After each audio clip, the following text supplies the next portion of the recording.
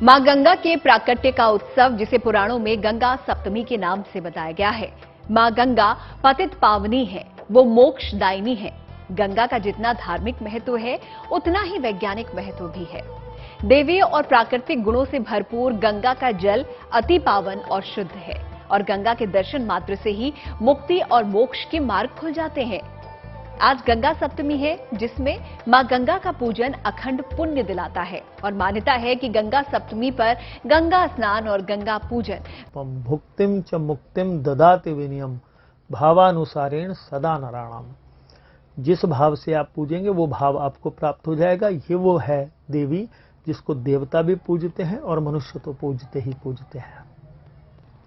इस तीर्थ नगरी में गंगा के अतिरिक्त तो कुछ भी नहीं। भगवान राम थे, कृष्ण थे, परंतु गंगा है, सूर्य नारायण है, साक्षात देव अगर धरती पे हैं इस समय गंगा ही है और लोगों के पुण्यों को देने वाली, पापों को नष्ट करने वाली और आपके मन की जितनी इच्छाएं हैं उनको पूर्ण करने वाली साक्षात मां गंगा है। गंगा सप्तमी एक प्रकार से गंगा मैया के पुनर्जन्म का दिन है, इसीलिए इस तिथि को गंगा जन्मोत्सव के नाम पुण्यदायी समय है, जिस दिन इस धरती पे खाली सगर के पुरखों को ही नहीं, इस धरती के समस्त जीवों के पुरखों को तारने के लिए ये मां अवतरित हुई थी। आज ही का ही दिन है जिसको हम गंगा जयंती या गंगा का जन्मोत्सव या धरती पे गंगा अवतरण के रूप में मनाते हैं। और तीर्थ जैसे हरिद्वार जैसा है, जहां पर गंगा सबसे पहले पर्वत से उतरकर प्रवेश करती है, इस दिन तो जितने भी गंगा तट पे रहने वाले व्यक्ति हैं वो गंगा पुत्र होते हैं। उनके लिए, अपनी मां के लिए जितना भी उत्सव मना सकें उनका पूजन करने का, उनमें स्नान करने के पश्चात विभिन्न प्रकार के वस्तुएं दान करने का विशेष महत्व है। गंगा नदी का जल सालों तक प्रयोग करने और रखने पर भी खराब नहीं होता। गंगा जल के नियमित प्रयोग से रोग दूर होते हैं। हालांकि गंगा के इन गुणों के रहस्य से लोग बहुत हद तक अनजान हैं। कुछ लोग इसे चमत्कार कहते हैं, कुछ इसे जड़ी बूटियों और आयुर्वेद से जोड़ते हैं। विज्ञान भी इसके दैवीय और चमत्कारी गुणों को स्वीकार करता है।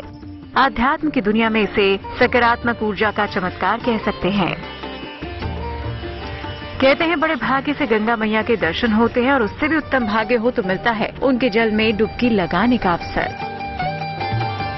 कपिल मुनि के श्राप से राजा सगर के 60,000 पुत्र भस्म हो गए। तब उनके उद्धार के लिए राजा सगर के वंशज भगीरथ ने घोर तपस्या की। वो अपनी कठिन तपस्या से मां गंगा को प्रसन्न करने में सफल रहे। भगीरथ की तपस्या सफल हुई और मां गंगा धरती पर आ गई। गंगा के स्पर्श से ही सगर के पुत्रों का उद्धार हो सका। यूं तो गंगा में कभी भी डुबकी लगाए तो परम पुण्य की प्राप्ति होती है, लेकिन गंगा सप्तमी पर गंगा में स्नान का फल कई गुना बढ़ जाता है। मान्यता है कि आज गंगा पूजन से ग्रहों के अशुभ प्रभाव कम होते हैं। कहा जाता है जितने भी पाश्चात्य पौराणिक उससे जितनी भी सभ्यताओं ने जन्म लिया है वो किसी ना किसी नदी या जल स्रोत के नजदीक ही लिया है। परंतु एक मां गंगा ही एक ऐसी नदी, इसको कहना तो पाप होगा, एक ऐसी शक्ति है जो इस संपूर्ण भारतवर्ष की शक्ति पुंज है, शक्ति केंद्र है। इसका वैज्ञानिक महत्व इतना समझ लीजिए कि धरती पर अवतरित होने के बाद पुरखे तो तरह ही तरह, इसका जल इतना विशेष है कभी तो खराब ही नहीं होता। और सामान्य जल में भी अगर गंगा जल को मिला दिया जाए तो वो भी गंगा जल के समान ही पवित्र हो जाता है, शुद्ध हो जाता है। गंगा के अंदर इसकी पुण्यदायी क्षमता आप ऐसे समझ सकते हैं कि हजारों हजारों वर्षों से और हजारों हजारों लोगों की प्रतिदिन अस्थियां इस गंगा में डाली जाती हैं। वो एक वर्ष के अंदर अंदर बिल्कुल चूर्ण बन के गंगा के अंदर से अपना 10वां प्राण पितरों को पहुंचा देती है। और मां की कृपा इस प्रकार से मिलती है कि इस धरती के सिंचन में धर्म ही नहीं, मनुष्य के जीवन को भी सिंचित ये मां करती है।